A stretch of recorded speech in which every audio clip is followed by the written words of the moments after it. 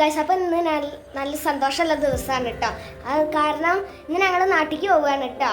ഇതാ അമ്മ എല്ലാതും എടുത്ത് ഇറങ്ങുകയാണ് കേട്ടോ.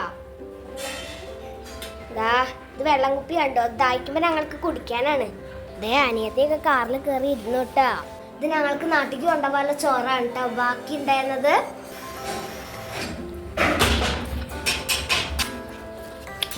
അപ്പൊ ഞങ്ങൾ ഇറങ്ങുകയാണ് കേട്ടോ.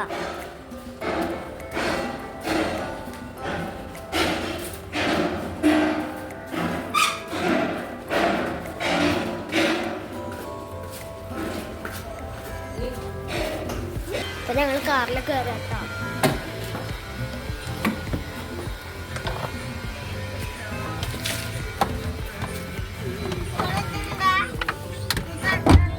കണ്ടോ ഗൈസ്,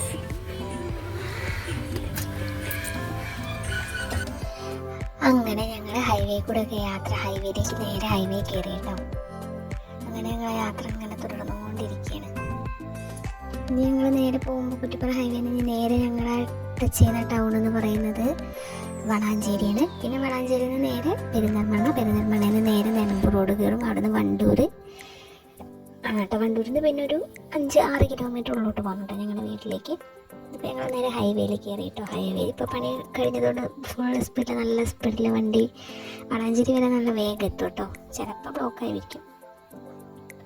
കുറച്ച് കഴിഞ്ഞപ്പോൾ ഞാൻ വീഡിയോസ് എടുക്കുന്നുണ്ടപ്പോൾ അവിടെ അനിയത്തി ജാനി അവിടെ കാലൊന്ന് കയറ്റി വെച്ചിട്ടോ വണ്ടിയുടെ മേലെ. പിന്നെ വളാഞ്ചേരി എത്തിയപ്പോൾ നല്ല ബ്ലോക്കായിരുന്നു. അങ്ങനെ അവിടെ കുറച്ച് നേരമൊക്കെ വെയിറ്റ് ചെയ്യേണ്ടി വന്നു കേട്ടോ. പിന്നെ അതിൻ്റെ ഇടയ്ക്ക് എൻ്റെ ഓരോരോ കളികളും തമാശകളൊക്കെ ആയിരുന്നു കേട്ടോ. നല്ല അത്യാവശ്യം നല്ല മഴ പെയ്യുന്നതും ഉണ്ടായിരുന്നു. ചില സ്ഥലത്തെത്തുമ്പോൾ ചാറലായിരുന്നു കേട്ടോ.